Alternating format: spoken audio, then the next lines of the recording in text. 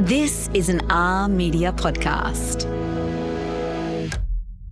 Marie Claire presents You're Gonna Want to Hear This. I'd first walked through the door as one of those eager beavers hoping just to be good enough to be the receptionist, and now I was their boss.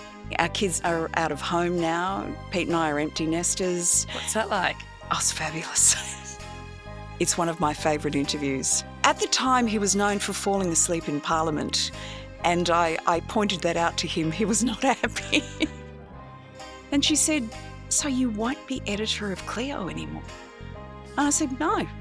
And she said, "But you know that once you don't have that job anymore, you won't get invitations to first nights, and they won't be sending you free product anymore."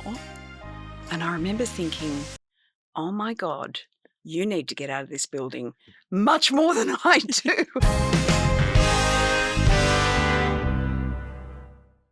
Hello and welcome back to You're Gonna Want to Hear This, the Marie Claire podcast where smart conversations are always in style. I'm Georgie McCourt, editor of Marie Claire, and I'm really so happy that you're tuning in because this is a conversation I know you're going to love. There really are few women, I think, in Australian media who have shaped the national conversation quite like Lisa Wilkinson. And today, guess what? You are going to meet her. I think what's always struck me about Lisa is this. For someone whose career looks, at least from the outside, so assured and so seamless, she has never pretended that it came easily. Because behind the success is a very different story. One shaped by self-doubt, by not quite fitting in at school, and by taking decades to find her voice, and also by navigating a very challenging industry. Today, we're going to talk a lot about her exciting new chapter because Lisa has turned her attention to something entirely different. Her new book, which is out now, a work of historical nonfiction that tells the remarkable story of Evelyn Marsden. If you've never heard of her, you're not alone, neither had I. But it turns out she was the only Australian survivor of the Titanic, and her story has never been fully told until Lisa found it. It took her 2 years to bring it to life, and having read her book, I can tell you it is worth the wait. This is Lisa Wilkinson.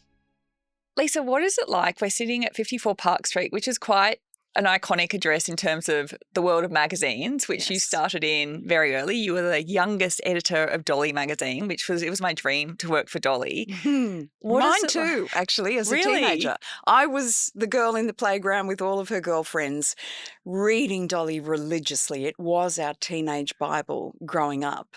So to get to work there in my first job at the age of 19 as the receptionist and then become the editor at 21, it was just like, this is going so fast I can't even take it in. But because I'd done all of that market research during geography class at school instead of doing my homework, it meant I was absolutely in the right place at the right time with the right people leaving and jobs becoming available. That meant, I quickly got into that role. And, to this day, it's really right up there in the list of things that I've done that I treasure. I mean, what a dream. Like people, when they're celebrating their 21st birthday, you became the editor of Dolly, which was so cool back then. I know. What were these people thinking? But I had a fantastic team around me. And Dolly was part of the Fairfax media group at that stage. And I was prepared to say to everyone, because most of those people had been in those same jobs when I'd first walked through the door as one of those eager beavers hoping just to be good enough to be the receptionist, and now I was their boss. So it was absolutely crucial that I made it clear to them that I want to go on this journey with you and I want to listen to everything that you've got to say. I'm still learning, so let's do this together. And I just got a team around me who, as people left, I got my own people as well and tripled the circulation in 4 years. God, what a dream to triple employ circulation. 21-year-olds. I'm like, how did you do that, Lisa? Can you tell me? Well, really great people, in particular a photographer called Graham Shearer and his stylist wife, Pasha. And we just completely transformed the look of the magazine and made it really contemporary for the early 80s. And that was when Kerry Packer, in this very building, came knocking wanting me to come and run Cleo. So I left Fairfax to join ACP, Australian Consolidated Press, and the Packer organisation in 1985. And my office was literally down the end of this hall, and I've just walked in there for the first time in 20 years. How surreal. I said to the girls when I walked in, I said, I used to work so hard in this office and it was a joy. I'm not complaining about it. I loved that job. But that same view of those trees in Hyde Park, and I knew what month of the year, what season of the year it was by looking at the leaves, the colour of the leaves on the trees in Hyde Park. I mean, nothing but beautiful memories. I also used to breast pump in that office. So there's lots and lots of memories tied up with that room and this building. So many people who have dreamt of working magazines have memories of this building. I remember doing work experience at Dolly, but I think when it is your dream to work in magazines, as it was mine, to actually do what you dreamt of. Yeah. Like, I never have taken it for granted, and it sounds like you never took that part of your career for granted either. No, not at all. And particularly at Dolly, because we had that page called Poets' Corner. And, I mean, Nicole Kidman entered the Dolly Cover Girl contest. Well, you gave her first cover. Her first magazine cover in July 1983. And management was so nervous that I was putting this girl on the cover with red corkscrew curled hair and freckles, and she wasn't smiling. And I was meant to run the cover past management. But that one I didn't, because I thought these old blokes would just not understand. And so a couple of days after, I'd sent it off to Asia on a ship where it used to be printed, and it took 3 months to come back. And I finally showed it to the boss, and he looked at it, and there was a couple of seconds silence, and he said, "She's not smiling." And I said, "I know, isn't she beautiful?" And he said, "She's got red hair." And I said, "Isn't that fantastic? We've never had a red-haired girl on the cover." And he said, "But she's got freckles. People will think they're pimples." And I just said, "Trust me." So when the circulation figures came in, and it was a total sellout because girls were just ready for that change, I won't say I told you so, but my face said I told you so. But I told you so. Yeah. What I love about your career is that there are so many different chapters. And I always think women think, okay, we've got one chapter of our career, we've got one job, and we do that for the rest of our life. Yeah. But you've had so many extraordinary chapters and you've excelled in all of them. And when you've spoken about your career, you've said that none of it was guaranteed, none of it just happened. But from the outside, and this happens to so many high-profile people, it's like it looks effortless. So I'm interested in, what did it actually take behind the scenes to have your career? Because you also are a mother, and that's a huge, huge job in itself. Well, that was the reason I left Cleo after 10 years. I was pregnant with our second child, and I really felt like I had done everything I could possibly have hoped for in that role. And how old were you at that time? 34? 34. Maybe 35? Maybe 36. It's all a blur with children. It is a bit of a blur, but we'd take, again, I got this incredible team of people around me, and I always had this real edict, for want of a better word, that everyone who worked for me knew that we were working together as a team. I listened to everyone. Everyone knew that my office door was always open. One of the things that I employed Mia Freedman as a work experience girl. You were a great mentor to her. Oh, well, we're still great friends. Really close friends to this day. And Mia walked through the door wanting to do work experience. And she wanted to work for free. And after 2 weeks, she said, "I want to keep doing this." And I said, "I just don't have a budget to pay you." And she said, "That's okay. I've got a waitressing job. I'll monetize it that way. But, I'm just learning so much." And one of the things I loved about her was she would challenge me, and she would give me critiques of the magazine, and she didn't hold back. She never pulled her punches. And it was interesting, amongst the rest of the staff, this really sort of bolshy, opinionated, gorgeous young woman was kind of coming in and had my ear. And, as I said at her farewell quite a few years later, as she was very quickly rising through the ranks, I said, the thing I love about Mia is she's like this adorable Labrador puppy dog. Everyone falls in love with her when they get used to her rhythms, but every so often she wheezes on the carpet. Love that. And she still quotes that to this day because it's the perfect summation, because she always leaves a mark. Everywhere Mia goes, people remember her. So I had this great team around me.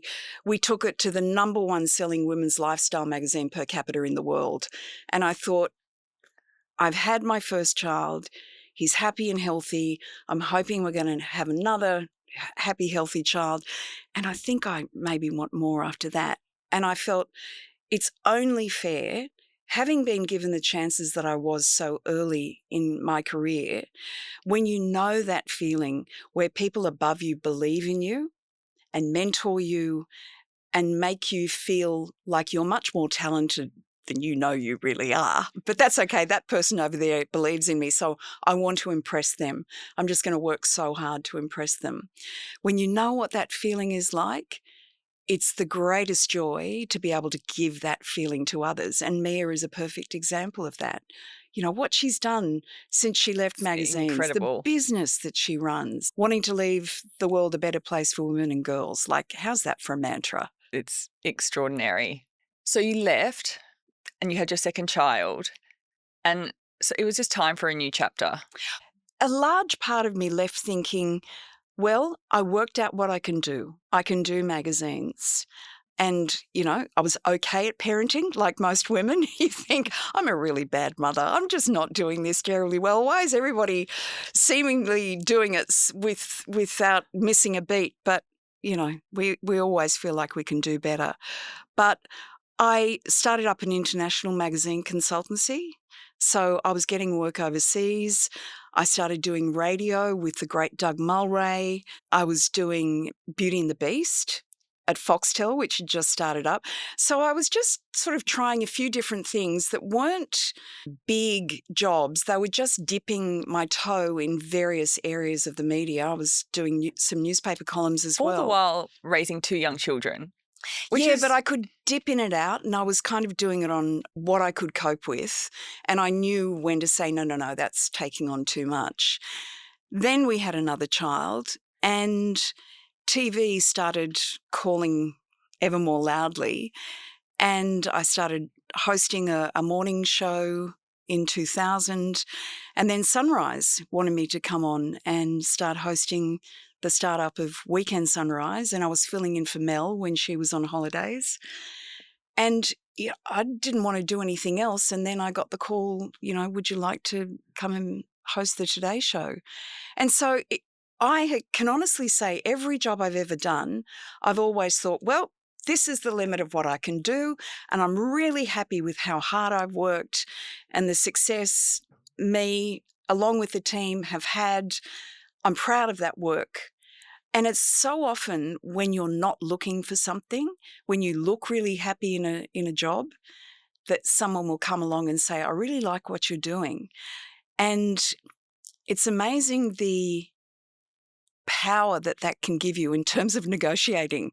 Because so often I said to these offers, look, I'm actually really happy where I am, so it's fine. And what they hear in their head is, oh, she's playing hard to get. We're going to have to up the offer. So I did take advantage of that on quite a few occasions. Would you describe yourself as being confident throughout your career? I would often get to a certain point and I would think, I feel like I can relax a little bit, but I never ever wanted to be in a role where I thought I'd stopped learning, that I was not being challenged by the role. Hence the reason why I decided to write a book like this. Just a small little book. Yes. It's enormous. It is your first work of historical nonfiction. You wrote your memoir in 2021.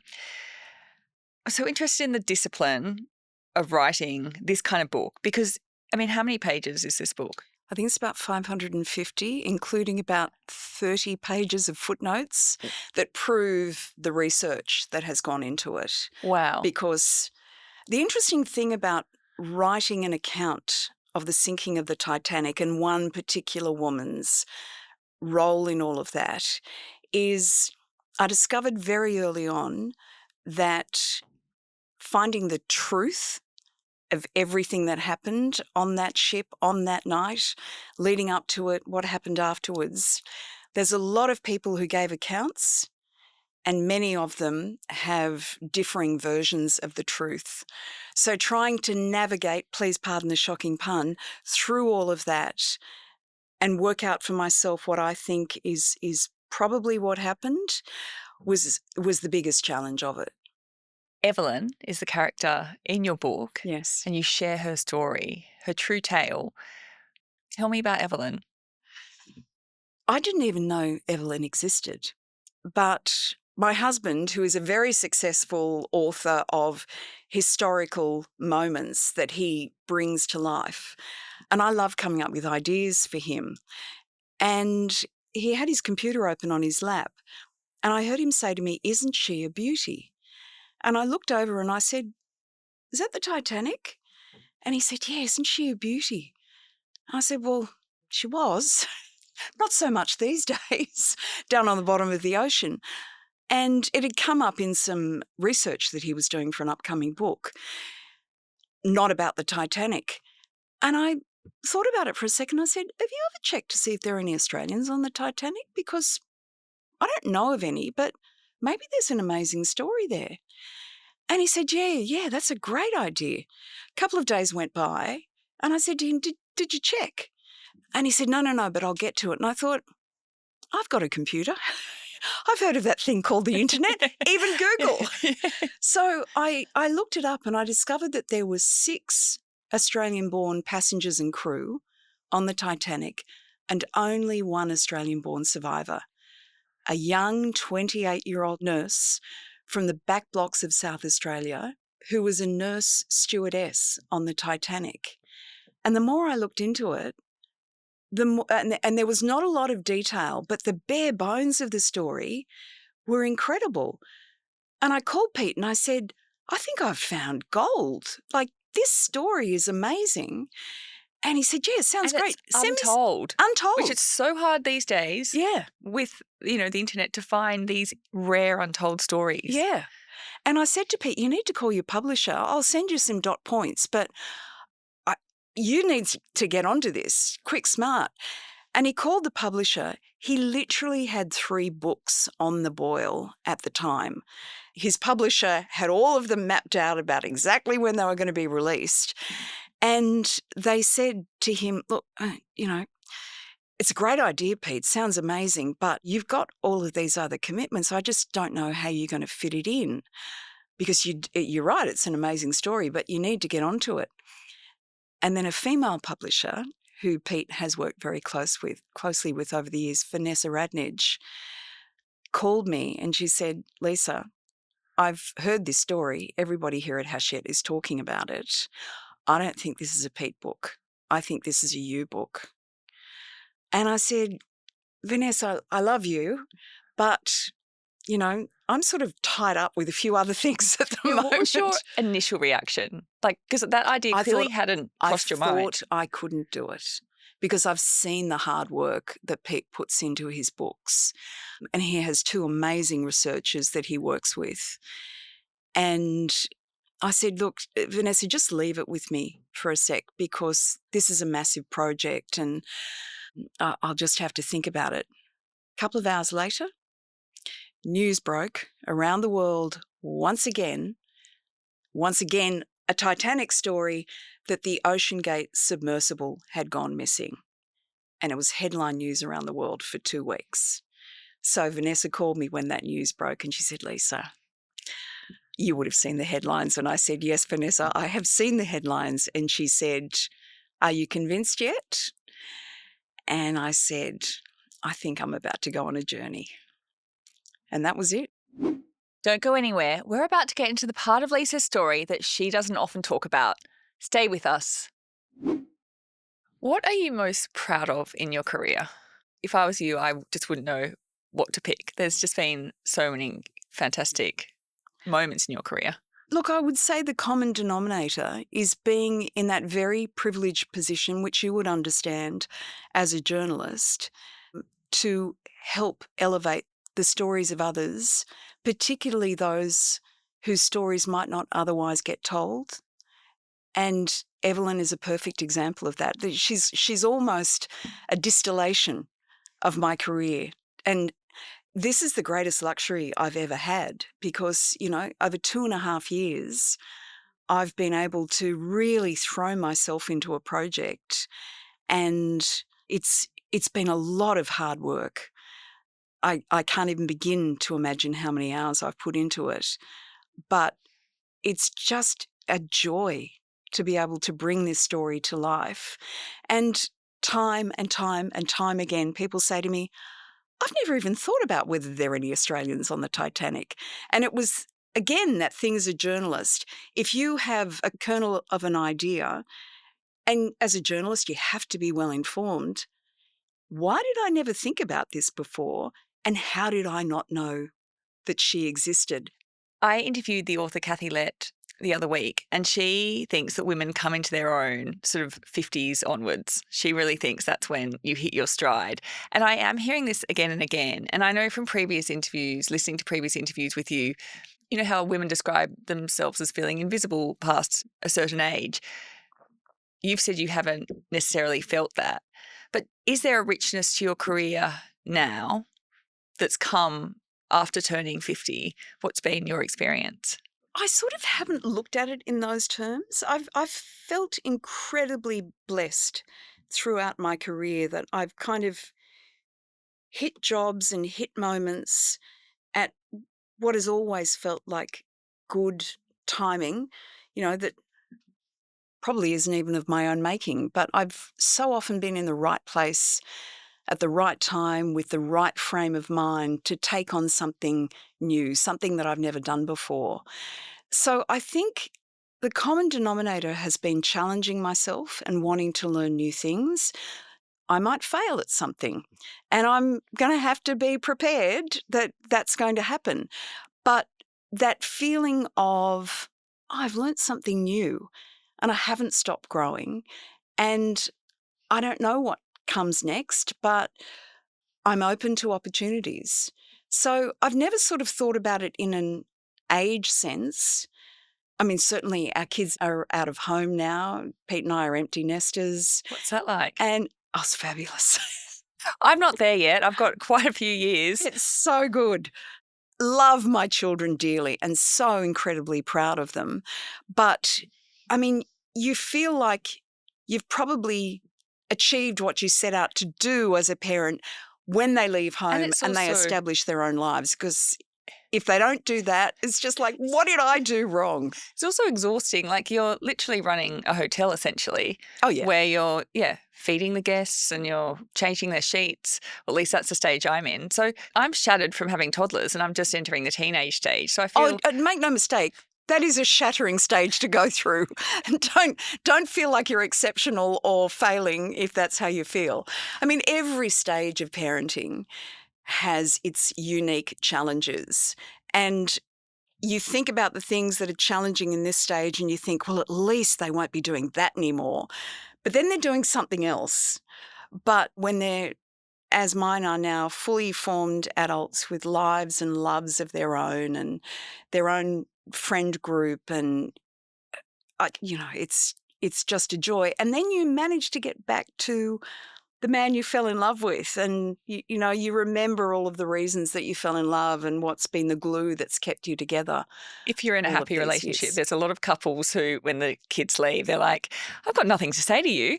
Oh, don't worry, I kissed my frogs before I met Pete. Yeah, exactly. I feel like you did well. You picked the right one. Throughout careers, there's a lot of challenges. Like, there's ups and downs, and you've had challenges. And that's part of the joy of it. It is. If you're not getting that, life is just kind of flatlining. The Today Show, you worked tirelessly for them for 10 years. You were incredibly loyal to that show. But it's the Today Show. It's not yours, right? No. This is And that's yours. the thing with any brand that you ever work on. If you think that you are the brand and the brand won't survive without you, that's guaranteed misery. because once you're no longer attached to it. And in fact, I remember just before I went on maternity leave, here in this very building, again, so many of life's moments were significant in this building. And I was heavily pregnant with Louis, our second child. And one of the other editors in the building came up and congratulated me and said, I heard that you're actually going to leave, Cleo. You're giving up the job. And I said, yeah, I really feel like it's time to pass the baton on to the next generation of editors because, I've been in this spot for 10 years and I want somebody else to have that joy, and I want to have other joys outside of work. And she said, so you won't be editor of Cleo anymore? And I said, no. And she said, but you know that once you don't have that job anymore, you won't get invitations to first nights and they won't be sending you free product anymore. And I remember thinking, oh my God, you need to get out of this building much more than I do, because if that's the way you see your job, for me, it was always about the work and working with a team and the journalism and the reader feedback, the interaction, and just knowing that you're creating a product that somebody is being informed, entertained, getting a laugh, feeling supported by. That was the joy of it. It wasn't whether I was getting a free Estee Lauder makeup free mascara, brush. although it comes in handy from time to time. But I think it's the storytelling. And you've spoken before about, like, it's such a privilege. You've sat across prime ministers, you've sat across extraordinary people. The privilege of hearing someone's story and being able to share it. Because you're a conduit. Yeah. That is all you are. And that's the perspective you have to have in these sorts of jobs, that you are what connects that person's story to a much larger audience that deserves to hear that this story exists. How do you handle stress? Because I'm very much in my era of trying to control my reaction to things and being very calm and, trying, because getting super stressed doesn't get you anywhere. Mm. When you are stressed or when something happens that's out of your control and you don't like it, or someone's behaved badly, how do you react? Are you a calm person? First port of call is my husband, and we talk things through. Doesn't always give me the advice that I particularly want to hear at that moment, but to have a great sounding board whose advice you basically trust, and just being able to talk something through is, I think, a great de-stressor. I've been through fairly challenging years recently. One of the things I've done to manage that is I've started Pilates. Oh my God. It's really hard, can I just say? If you do it often enough, it just becomes this joy. And I hear people who run say that as well, but I refuse to believe I've tried that. and I get a stitch after 2 minutes. I'm the same. Can't run. But Pilates on reformers, I've just found, because my mind is totally focused on my own body. I don't have that chaos going on and the what ifs and the I should haves and gee, I'm bad at that, or gee, I'm having a fat day. All of that goes because you're concentrating on your strength and your inner strength as much as your muscular skeletal strength. So I've been doing that regularly and I feel so much better for it. I was at lunch the other week with a great friend of yours, Deborah Thomas, and she was speaking beautifully about your friendship. My bridesmaid. Your bridesmaid. And my deputy editor at Cleo. Many late nights down in that office with Deb. You have got a lot of beautiful female friendships around you. What richness have they brought to your life? Oh, in every possible way. To feel supported by other women and sharing experiences and checking in and being there in the good times and the bad. I mean, all of the cliches. I mean, you mentioned Kathy Lett. Kathy and I have known each other since I was at Dolly, and I got Kathy to write for us on Dolly. She's probably, I think, the funniest woman I've ever met in my life. She's also the craziest, gutsiest, most alive woman I know. She fights the good fights. She has challenges in her own life, which she talks about publicly, so I'm not sharing any secrets, but she's just a whirlwind of joy and creativity and political passions and her adoration of other women is just something that's fabulous to be around. She does celebrate other women so Oh, beautifully. yeah. It is, and it's contagious. You just feel this love from Yes. her. You're a mother of 3 children, and I'm so intrigued looking at your career and all the different things you've done and how demanding your career must have been at different times. And then I think about all the assemblies and carnivals and lunches, and what was the most stressful time for you? And because I very much let go in the last few years since they became tweens, I guess I'm just a bit more like I'm doing okay. Whereas I used to get probably more anxious when they were younger. And that's partly because they can now shower themselves, and generally There's no nappies to there's change. no nappies. It's a bit easier. What was the most challenging part? Because I have 2. 3 is you've got a whole other human. I would say when I was doing the Today Show, because it became difficult to get to things if they were happening first thing in the morning or things at night, because you're meant to go to bed early when you get up at 3 o'clock every morning. Did you go to bed early? It depended. Because the thing with that job is quite often you don't know that you're about to interview the Prime Minister until late at night. And if you are not across the political landscape and all of the possible rabbit holes a Prime Minister is going to want you to go down when you're trying to do this rabbit hole over here, you've got to do your homework. You've got to be completely up to date with everything. So I would often get late calls saying, I remember one in particular, that Carl and I were up in Brisbane and we'd just been doing the upfronts for Channel 9 and we were sitting in Brisbane Airport and it was about 9:30 and I got a call from the executive producer saying, you've got Clive Palmer tomorrow morning. I'd never interviewed Clive Palmer before, but it was that phase of he was doing very questionable stuff about paying out mining employees who hadn't got their super and their paychecks weren't coming through in the way that they should have. And he was also famously walking out on every interview he was doing, even Sarah Ferguson. And I just thought, okay, I've got to understand the way this guy works. I've got to see how his mind works, what the tipping points are. And there was no internet on the plane at that time.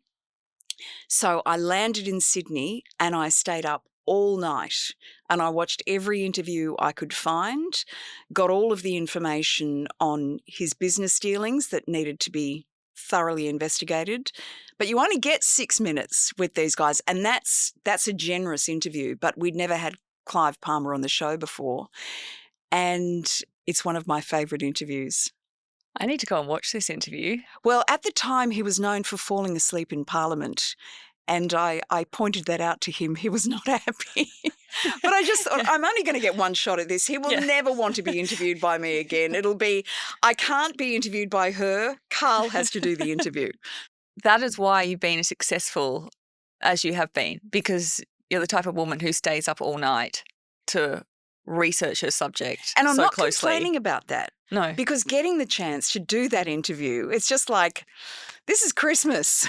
And that's why this job, I think, the job of storytelling, like it doesn't, I mean, there are parts of my job that feel like work, obviously, but there are a lot of parts that just don't feel like work. Yeah. Oh, completely. Because it's such a joy. Well, there's that famous line, get a job you love and you'll never work another day in your life.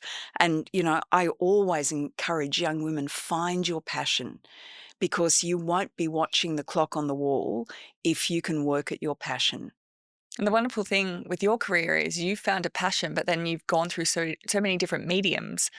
So you didn't stay in print for your entire career. You moved to different mediums. And now with this incredible book, it's an entirely new chapter and medium. And I'm sure, obviously, exceptionally different to writing your memoir. This is just a completely different. Yeah. And that's, again, it's such a privilege, but it's also a reflection of wanting to keep learning new things. Did you have a moment when you'd finished and it had gone to the publisher after all the editing? Like, was there a champagne that was had? What was the moment where you were like, cheers, I did it? The moment, really, there were two moments. The first moment was when the book finally arrived. I mean, that just, oh my God, I'm holding almost 3 years of my life between these pages. And the second moment, I made a promise to myself when I first embarked on Evelyn's story, because I knew she was buried at Waverley Cemetery. And I've done this book in close consultation with Evelyn's great niece who lives in South Australia. I tracked her down and she gave me such beautiful, original, never before seen letters and the folklore that exists within her family about what happened to Evelyn. And she's so thrilled that the book is out.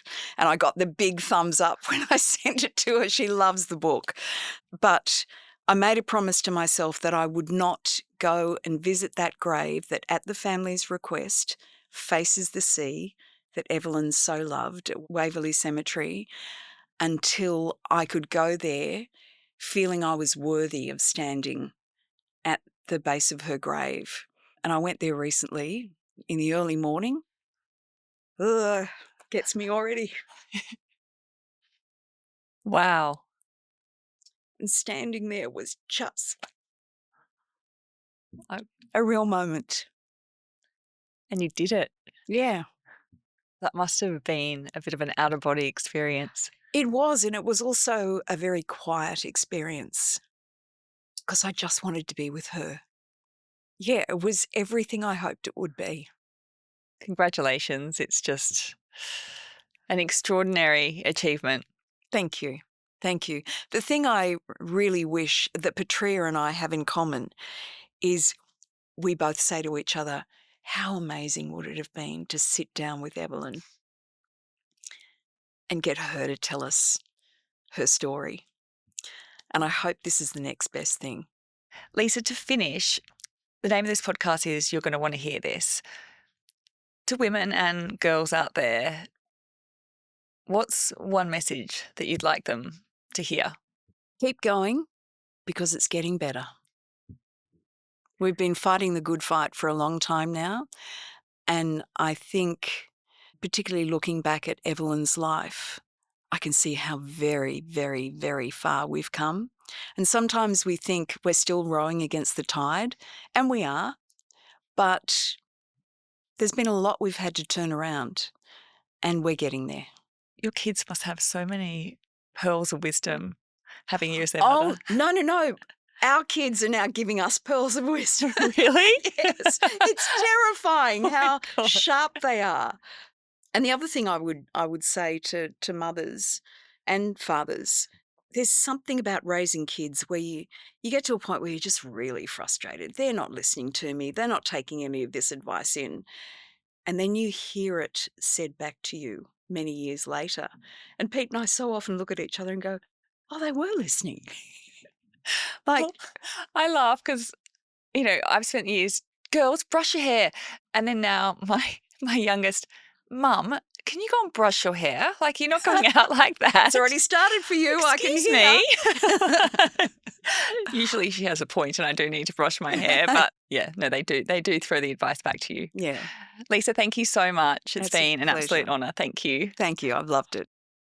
That was Lisa Wilkinson. Her new book is out now and it is a remarkable piece of storytelling. And not just because of the history it uncovers, but because of the care and conviction behind it. I know from experience just how much dedication and discipline it takes to write a book, let alone an epic piece of historical nonfiction. Now, if this conversation resonated with you, and I really hope it did, please send it to someone who needs to hear it. These are the stories that remind us that careers are never built in a straight line, and that finding your voice often takes longer than we expect. You've been listening to You're Going to Want to Hear This, the podcast where smart conversations are always in style. If you enjoyed this episode, and I really hope you did, make sure you hit follow and leave us a review. It helps more people find the show. I'll see you next week.